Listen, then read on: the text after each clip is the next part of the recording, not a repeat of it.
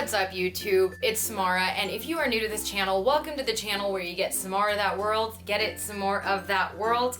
Today we are going to continue on with the safety tips that we had discussed last week, except for last week was how to not get robbed, and this week is how to not get kidnapped. And as always, if you guys like this video, give it a thumbs up and subscribe, it really helps me out. If you guys are trying to get an idea of where I'm trying to take this YouTube channel, just know that I plan to post once a week. My goal is to post every Monday, but it might occasionally be on a Tuesday. I can't give you an exact time frame yet, but just expect one video a week. If I can fit in two, then even better. And if you guys want notifications on when I actually post those videos, make sure that you hit the bell icon in the top right of your screen. That way you get notified when I post a new video.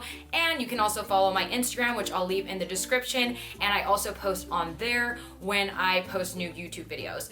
And additionally, if you guys are looking for extra travel advice that's not on this channel, make sure to check out my blog, which I will also leave in the description. And without further ado, let's get into the video and start talking about safety tips for solo female travelers, specifically on how to not get kidnapped. Okay, you guys, so I broke this down into 10 tips that you can use to avoid getting kidnapped.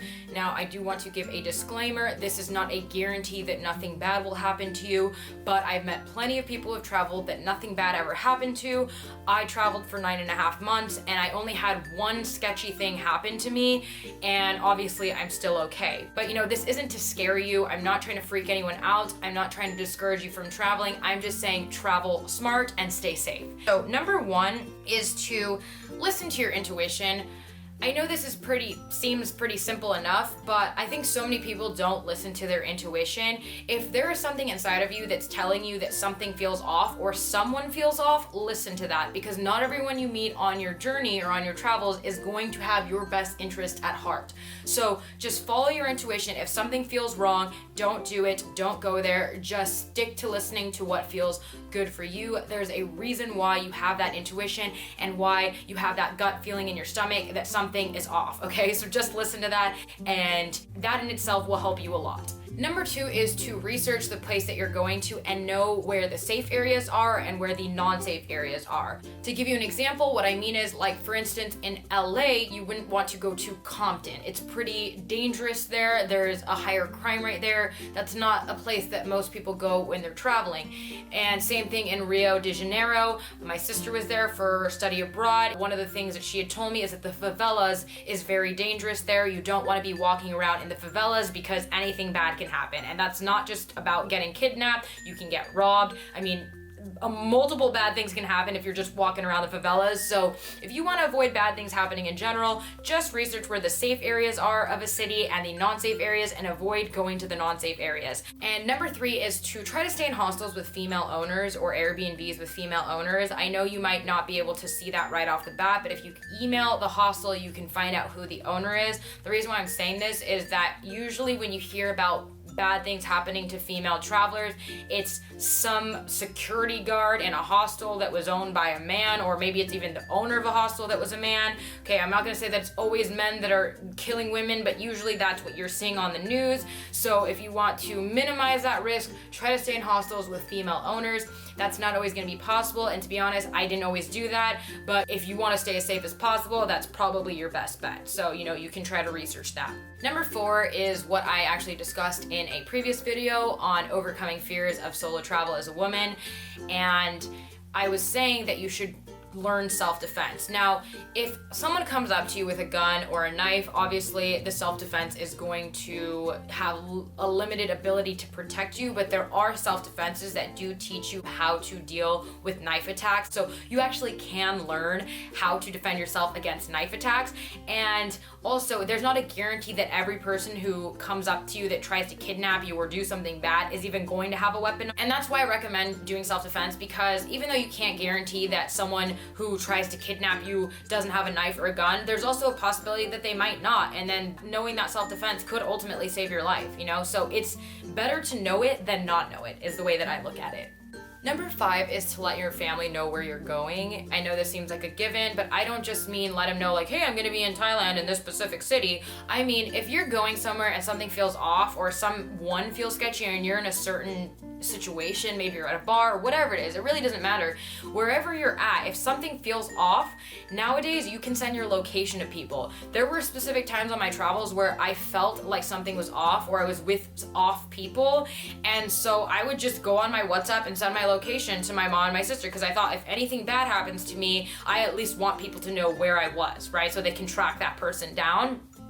So, you have Facebook, you have WhatsApp, you can actually send people your location now, your exact location, they can track you. And I think there's even apps now where you can have your family track you so they know where you are at all times. I think that's honestly invaluable. If anyone was going to kidnap you, you could also just use that against them and say, hey, I sent my location to my family, they know where you are. So if you try anything, they're gonna know where you are and you're definitely gonna get caught. That's what I would probably do. Is that gonna guarantee that it'll save my life? No, but it might deter someone who's trying to kidnap me, rape me, or kill me, because they might think, well, I don't wanna get caught. She's already given my location, I'm pretty much screwed. Because on WhatsApp, it'll keep track of your location live. And once again, if someone was kidnapping you and they knew that your family had your live location and that they were constantly being updated on your location, that might deter them from doing something. Once again, is that a guarantee? No, but even if something were to happen, at least your family would know where you were. And then also, along with that, something I would do sometimes is I would call my sister if I was feeling unsafe, like if I was walking around alone at night, even if it was a busy street,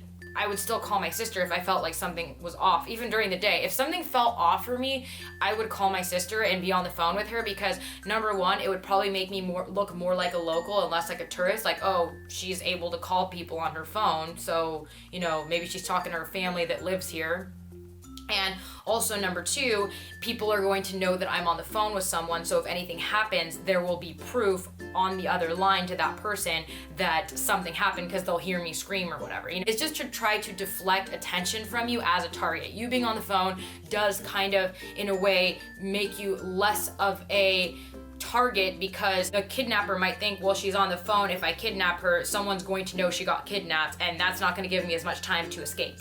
Number 6 is to always be aware of your surroundings. If you're walking around alone, either in the day or at night, really doesn't matter, you should always be aware of your surroundings. You shouldn't just be on your phone the entire time you're walking anywhere, especially if you're alone. You really need to be aware of your surroundings. You need to look around, you need to see, is there someone around me? Am I drawing attention to myself? Is anyone following me? Right? You really need to be aware of your surroundings, because I actually did have someone follow me at some point while I was traveling. That's a story for another time, but that was the one sketchy thing that happened to me during my travels, and I saw the guy following me, okay? So because I was aware of my surroundings. You need to be aware. If people are following you, what you need to do is you need to go into a public place, right? Either a grocery store or a hostel, somewhere that's public where there's going to be people, so this person can't just take you without anyone knowing, and you need to make a scene. If you go into that public place and you feel like someone's sketchy and you know that they're following you and there's something off about what's going on, especially if they follow you into the store, let's say you go into a grocery store and they follow you,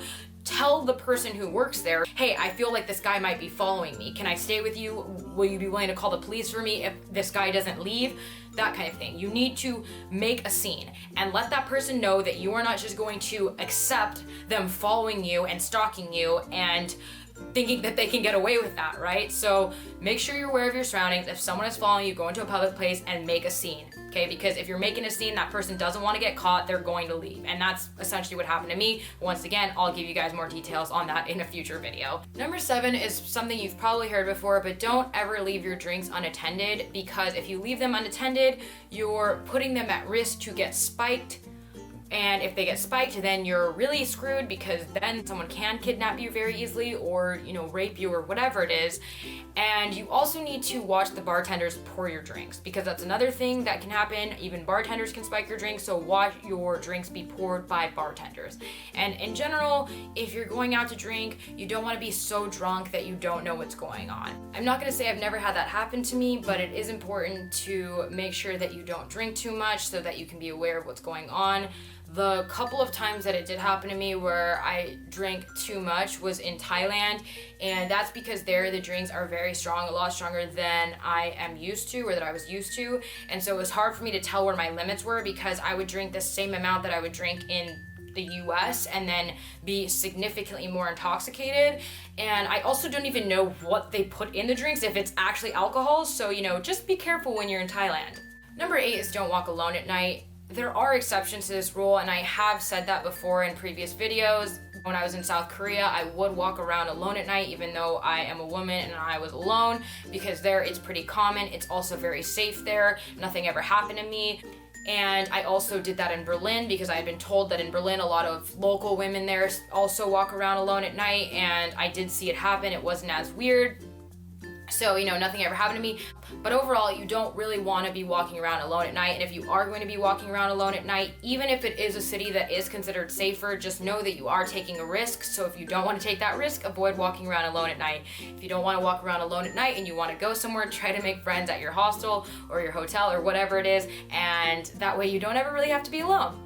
Number 9 is don't get into cars with strangers. Once again, I know that seems obvious, but sometimes people try to hitchhike. If you are going to hitchhike, I would recommend either hitchhiking with a guy, because if someone's trying to kidnap you, they're probably less likely to kidnap you if you're with a man. And also try to hitchhike with either families or couples, and don't just hitchhike on your own with a male driver. I did actually hitchhike at one point, but it was to go to a festival in Germany. In that little town, the locals would basically pick up people from the train station and take them to the festival, so I wasn't the only one getting into the car. He picked up about 4 of us, and I was actually with a guy friend, so once again, it was a little bit of a different situation. I didn't go into a car with a stranger on my own, okay? So yeah, just don't get into cars with strangers. And that also goes for people that you might have met that seem relatively friendly or seem, like good enough people. You still don't want to get into a car, because once you're in a car, you really don't have any control, and you don't really know the people that you're meeting while traveling. So you just don't want to be putting yourself in a situation where you could be in a very dangerous situation, like being in a car and you have no control and you can't get out because they've locked you in, So like I said, just that is like the place you shouldn't go if you're trying to avoid getting kidnapped, because once you're in the car, there's a lot less of a chance of you escaping. It's not like you're in public where you can make a scene or scream. Number 10 is don't tell people you're alone. Obviously, if you're in a hostel and you're meeting other solo female travelers, you can tell them you're alone. If you're meeting other backpackers that are traveling alone, whatever, tell them you're alone if you want to. It's not as big of a deal if you're meeting other backpackers, because there's other backpackers who are also going to be alone and traveling alone. But I'm talking about when you're out and about and you're meeting locals from an area.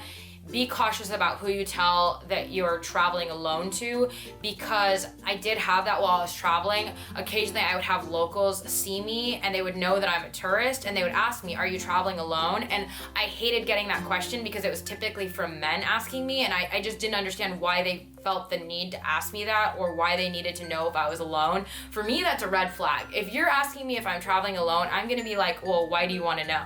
So when those people would ask me if I was alone, I would always tell them, no, I'm not traveling alone.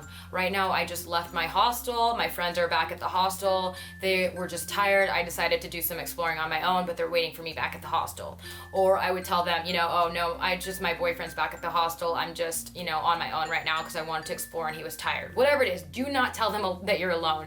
Just let them know that you have friends or family or a boyfriend back at your hotel or hostel, and that you just left for that time being because you wanted to do some exploring on your own. They don't need to know that you're alone, and you'll be safer if you don't let people know you're alone, because telling people that you're alone could make you a target for being kidnapped, because you don't know who's asking you that. You don't know what their intention is, right? So you just want to play it safe and let them know, like, no, there are people who are waiting for me to get back to my hostel, right?